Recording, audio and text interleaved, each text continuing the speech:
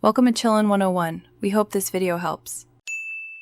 In this video, I will explain how to make collagen from chicken feet. First, you'll want to prepare your chicken feet properly. Start by thoroughly cleaning them, making sure to remove any yellow outer skin and the nails. After cleaning, soak the feet in a bowl of water with about 2 tablespoons of apple cider vinegar for 15 to 30 minutes. This step helps to further purify them and break down impurities. Finally, rinse them very well under cold, running water before moving on. Now, let's get to the simmering process. Place your clean chicken feet into a large stock pot and cover them with at least 2 inches of water. You can add some aromatics like a few bay leaves, a teaspoon of whole peppercorns, and a small pinch of salt for flavor. Bring the water to a boil, then immediately reduce the heat to a low simmer. Let it cook gently for 4 to 6 hours, or until the feet are extremely tender and falling apart.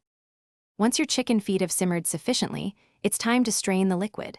Carefully pour the entire contents of the pot through a fine mesh sieve or colander lined with cheesecloth into a clean bowl. Discard all the solids as their work is done. Let the rich, golden broth cool down completely to room temperature. This is a crucial step before refrigeration.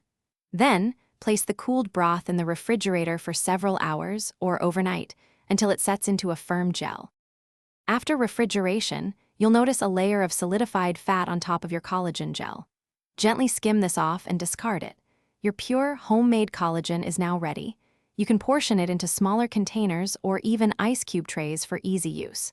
Store the collagen in the refrigerator for up to 5 days or freeze it for up to 3 months. It's perfect for adding to soups, stews, or even just sipping as a nutritious broth. Thanks for watching. Consider subscribing if we helped you.